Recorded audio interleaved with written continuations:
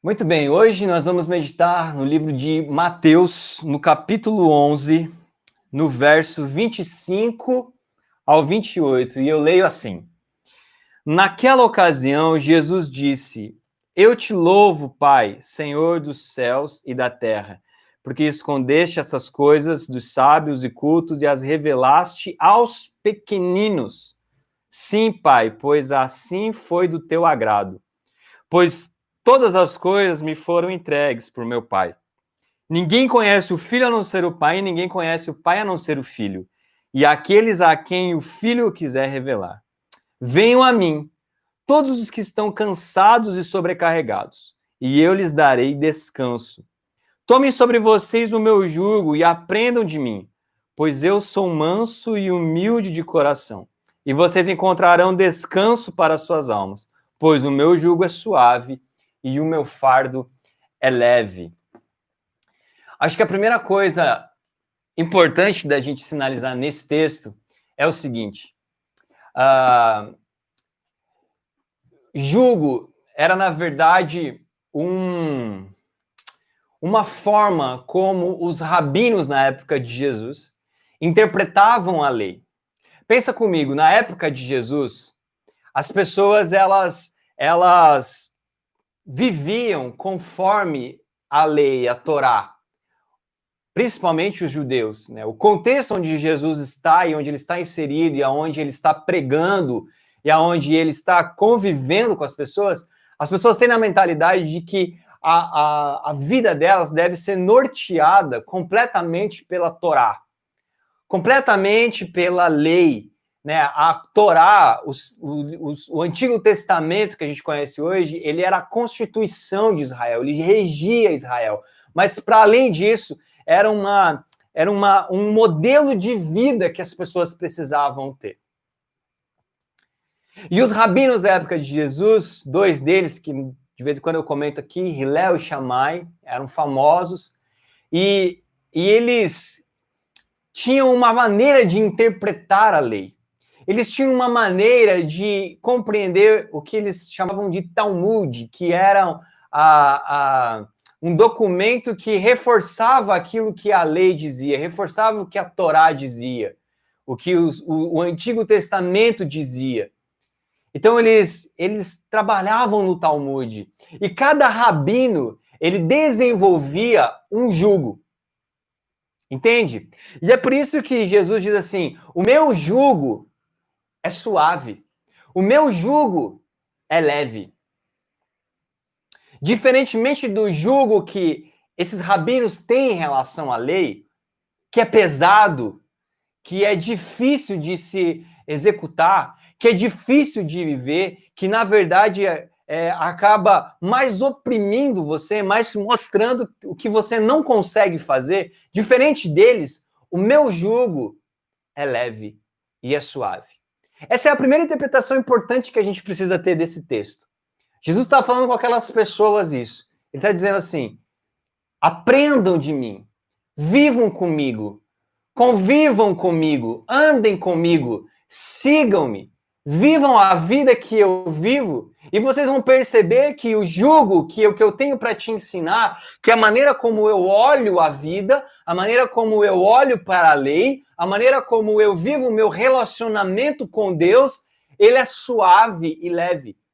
Ele não é pesado, ele não é opressor, ele não é difícil de se executar. Por mais que Deus às vezes peça coisas difíceis para nós, mas o meu jugo, a minha visão de vida, ela é suave. E vocês que estão cansados vão encontrar descanso para suas almas à medida que vocês caminharem comigo. É isso que Jesus está dizendo. Ao contrário dos rabinos que vocês conhecem, que trazem um jugo pesado, ao contrário dos escribas, dos fariseus, dos saduceus, que trazem uma interpretação da lei pesada, difícil de se executar, que quando você olha para a lei, você fala, mas isso aqui é impossível de fazer. Eu não consigo. E cada vez que você tenta fazer, você se sente cada vez mais frustrado. Vai dizer que muitas pessoas não vivem uma religiosidade, as pessoas não vivem um relacionamento com Deus, quando elas leem a Bíblia, elas falam assim, mas isso aqui é difícil demais de fazer. Vai dizer, talvez você aí na sua casa, em algum momento você fosse assim, mas é muito difícil ser crente, é muito difícil ser cristão, é muito difícil praticar a Bíblia. Pois o que Jesus está dizendo é exatamente o contrário. Jesus está dizendo assim, o meu jugo é leve. E talvez você tenha essa percepção porque você ouviu um pastor, você ouviu um líder, você viu alguém que trouxe uma interpretação muito pesada sobre as Escrituras. Trouxe para você um cristianismo muito baseado na moralidade. Um cristianismo baseado no preto, no branco, no certo e no errado. E muitas vezes você quer acertar, mas você não consegue. Você fica que nem o apóstolo Paulo, né? O apóstolo Paulo é muito sincero em dizer assim, olha, eu tento fazer o bem, eu tento fazer o que é certo, mas eu não consigo. E essa, na verdade, é o dilema de todos nós. Todos nós. E é por isso que Jesus está dizendo assim, o meu jugo é leve. O meu jugo é suave. Eu não estou colocando um fardo em cima de vocês. Fazer a vontade de Deus não pode ser um fardo sobre a vida de vocês. Guarda isso no teu coração. Fazer a vontade de Deus não pode ser um fardo na sua vida. Mas veja, sabe qual é a interpretação que eu tenho disso? É de que nos tempos atuais existe uma visão de vida. Uma visão de vida que não é uma visão de vida que Jesus nos oferece. Uma visão de vida que o mundo, que as pessoas, que a sociedade nos oferece. E eu passei a refletir nisso essa semana, sabe? E sabe no que eu cheguei? De que o mundo, ele encara você, o mundo, quando eu falo a sociedade de forma geral, tá? As pessoas, a nossa realidade atual, a contemporaneidade, o momento que nós vivemos hoje. O mundo, ele olha para você e ele te entende por aquilo que você tem. Se você tem dinheiro, se você tem beleza, se você tem poder. Se você tem alguma dessas coisas, você é aceito. Se você tem dinheiro, você é aceito na sociedade. Você é respeitado na sociedade. Você pode frequentar lugares que outras pessoas que não têm dinheiro não podem frequentar. Quando você tem dinheiro, você pode morar em lugares que pessoas que não têm dinheiro não podem morar. Então o mundo, o jugo do mundo, a visão de vida do mundo, da sociedade, vou colocar a sociedade, porque mundo é uma palavra meio batida já. A visão de mundo da sociedade é a partir daquilo que você tem. Se você tem dinheiro, você está bem aceito. Se você tem beleza, você consegue algumas coisas que muitas pessoas não conseguem. E é por isso que as academias estão sempre cheias, é por isso que os centros de estética estão sempre cheios, é por isso que as pessoas estão sempre fazendo plásticas e mais cirurgias, porque a beleza, ela tem um padrão. As pessoas estão preocupadas em emagrecer, em engordar, em ficar forte. Porque ter beleza é sinônimo de aceitação. É sinônimo de inclusão, de se sentir incluso, de se sentir parte de alguma coisa. Então o mundo, o jugo do mundo, ele vê isso, ele vê se você tem dinheiro, ele vê se você tem beleza e ele vê se você tem poder. Se você quer conhecer o caráter de alguém, dá poder a ela e vê o que ela vai fazer com esse poder na mão. Seja qual for, seja escolher quem vai entrar ou quem vai sair de algum lugar. Pessoas são tomadas pelo poder. A gente vê isso frequentemente na política, que às vezes o sujeito ele abre mão de tantos princípios que ele tinha, tantos valores que ele tinha, porque ele não quer perder o poder. A gente vê isso na religião. Pastores usam de discursos que muitas vezes não têm fundamento algum na Bíblia, apenas para manter o poder, apenas para manter o controle do seu rebanho. Então inventam coisas, inventam regras, inventam interpretações da Bíblia, apenas para manter o poder e manter o seu rebanho sob o seu controle. Então a sociedade, a nossa cultura, principalmente a cultura ocidental e capitalista, ela te julga, o julgo dela, a maneira de ver a vida, a visão de vida dela é a partir daquilo que você tem. O que você tem para oferecer para a sociedade?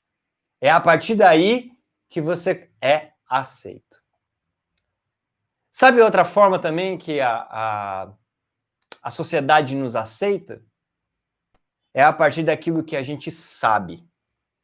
Saber é importante na sociedade. Saber te inclui.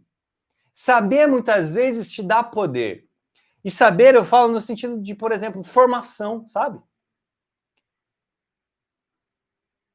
Quando você está dentro da academia, por exemplo, o que mais acontece é você ser criticado.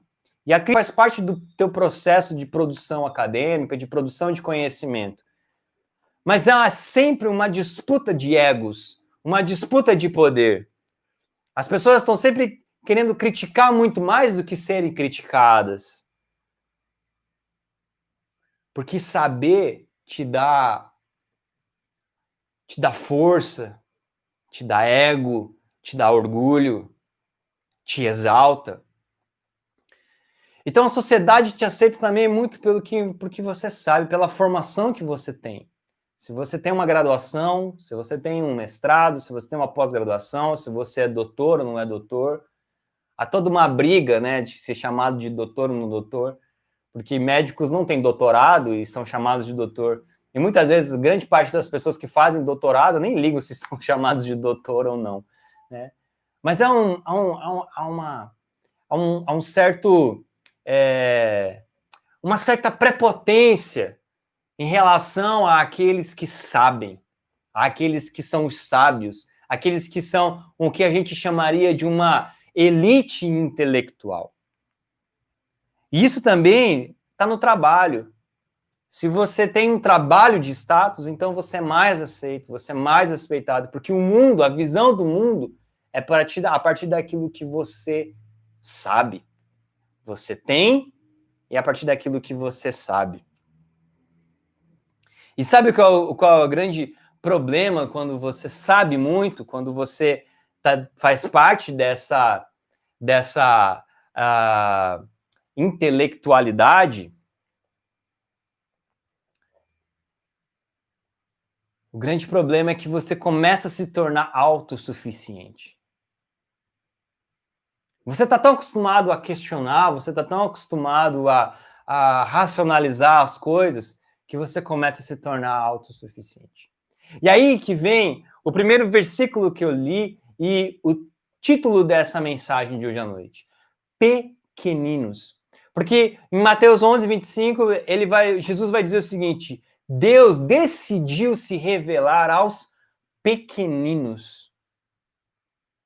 Sabe por quê? Porque Jesus, a visão de Jesus, o jugo de Jesus não tem a ver com o que você tem. Não tem a ver com o que você sabe. O jugo de Jesus, e é por isso que ele é leve e suave, tem a ver com aquilo que você é. E a pergunta é: quem você é? Jesus não está olhando, ele não está preocupado se você tem ou não tem, se você sabe ou não sabe, mas ele está preocupado em ver você verdadeiramente, em ver você da maneira mais honesta que você pode se apresentar. Por isso que muitas vezes a oração, ela revela. Se você parar e prestar atenção na oração de alguém, você vai ver que aquilo ali está revelando muito da pessoa. Está dizendo muito do que ela pensa, de como ela se relaciona com Deus. Jesus quer te ver como você é. Só como você é. Apenas como você é. Ele não está interessado no que você tem ou no que você sabe. E é por isso que no versículo 25 ele vai dizer que Ele se revelou, Deus decidiu que ele se revelaria aos pequeninos. E olha que interessante que eu descobri. Essa palavra em grego, pequeninos, ela é uma derivação. Porque no grego, quando uma palavra ela tem, de certa forma, uma mesma direção de sentido, mas ela vai mudando o sentido, ela vai mudando a terminação. Deixa eu explicar, vou usar esse exemplo mesmo. A palavra ali é nepios. Essa é a palavra grega, nepios. Nepios. Nepios.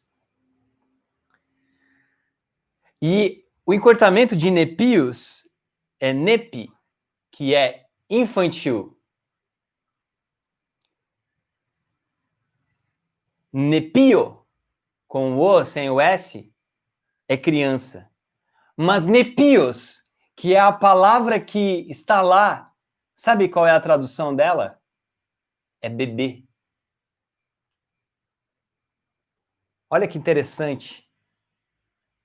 Poderia ter escrito ali nepi, que é infantil. Poderia ter escrito nepio, que é criança. Mas não, está escrito ali nepios, que é bebê. E eu fico pensando nisso. Quando eu olho um bebê, quando eu olhei a minha bebê pela primeira vez, ela era quem ela era. Ela não sabia nada, ela não tinha nada. Ela era simplesmente ela. Então, o convite de Jesus para a gente é: sejamos em direção a Deus, sejamos em relação a Deus um bebê, como um bebê, que abre mão, não que o bebê abra mão, mas que nós precisamos abrir mão daquilo que nós temos e daquilo que nós sabemos para realmente ser aquilo que nós somos. E aí sim começar a ver a vida a partir do jugo de Jesus, e não do jugo da sociedade, que está preocupada com aquilo que nós sabemos e daquilo que nós temos. Mas Jesus quer saber quem é você. E à medida que a gente aprende a ser como um bebê que não tem nada, que ainda não sabe de nada, que vai começar a aprender a partir de agora, é aí que nós podemos viver e vivenciar um jugo que é suave, um fardo que é leve. É assim que nós conseguimos nos relacionar com Deus. E é esse tipo de relação que Jesus nos convida quando ele nos chama a caminhar com ele. Então, minha oração nessa noite é que eu e você nós aprendamos a ser como bebês. Como bebês. E que nós possamos abrir mão desse jugo pesado, sabe? Porque ter coisas é algo pesado. Quanto mais você corre atrás para ter coisa, mais você quer ter coisas. E mais a sociedade exige que você tenha coisas. E é sempre uma cobrança. Quando você sabe, quando você quer saber, você cada vez mais percebe que você sabe menos. Quanto mais você estuda, menos você sabe. Meu, como isso é pesado. Como esse fardo é pesado. Como esse fardo é pesado. Você tentar saber cada vez mais, ter cada vez mais. Enquanto o fardo de Jesus é: seja mais você mesmo, seja sincero com você mesmo, seja sincero comigo, seja sincero, mostra o que é a sua essência de verdade. Mostra quem é você. E não tenta ser aquilo que a sociedade quer que você seja, ou quer que você tenha, ou quer que você saiba. Só eu sei como é pesado você ter que saber mais, cada vez mais, Você produzir conhecimento, cara, isso é muito pesado, isso é muito difícil, isso é um fardo que a gente carrega. E que a sociedade está o tempo todo exigindo da gente. Enquanto Jesus fala assim, larga isso e anda comigo, que o meu fardo é leve. E a minha oração é isso, que ele se revele a nós. Mas a gente só vai conseguir entender à medida que nos tornarmos como bebês, que não sabemos, que não temos, que simplesmente somos. Simplesmente somos. E assim ele se revela. Eu assisti uma série, terminei ela ontem, chama O Messias. Recomendo a vocês. É a história de que, como se Jesus tivesse voltado. Mas aí ele volta no meio dos muçulmanos. E de repente ele está nos Estados Unidos e ele tem como conversa com pessoas que deixam as pessoas intrigadas e todo mundo, e na verdade os investigadores acham que ele é só um charlatão. E na verdade você fica o seriado todo sem saber se ele realmente é o Messias, é Jesus ou não, ou se ele é um charlatão, e o seriado te coloca nesse conflito. Mas tem um momento que um dos investigadores tenta fazer uma sabotagem com ele e manda uma mulher, uma mulher se insinuar para ele no quarto, ele tá sozinho no quarto e manda uma mulher se insinuar, e ela é uma profissional do sexo e vai lá e se insinua para ele e tal, né, joga um charme e tenta seduzi-lo ele para porque os caras querem ver que ele não tem uma que ele não tem essa espiritualidade toda. E achei muito interessante quando ele tá tendo um diálogo com ela tá ali tentando seduzir ele e ele fala assim, há tanta vergonha em você, você deixa os homens, as pessoas usarem o seu corpo porque você quer ser aceita. Mas há tanta vergonha dentro de você agora, há tanta vergonha no seu semblante, há tanta vergonha em você. E aquilo constrange ela. E aí ela começa a chorar e começa a ficar constrangida. E então ele levanta, olha e fala assim, aí tá você. Até agora você estava numa personagem para me ludibriar, mas agora eu tô vendo você. Agora eu vejo você. E quantas vezes a gente não cria personagens? Tem um teórico da representação, o Stuart Hall, ele vai dizer que o homem contemporâneo ele é fragmentado. Ele tem uma identidade fragmentada e ele cria personagens para determinadas situações que ele vive. Ele cria um personagem para ser pai, ele cria um personagem para ser marido, ele cria um personagem para ser o trabalhador, ele cria um personagem. Nós vamos criando personagens. Enquanto Jesus, ele não quer as personagens, porque as personagens estão naquela lógica do mundo, do jugo da sociedade. Quando você cria o personagem, você quer mostrar que você tem, você quer mostrar que você sabe, e o que Jesus quer ver é quem realmente você é, apenas quem você é. Amém? A minha oração é que a gente consiga ser, apenas ser, e que Jesus se revele a nós.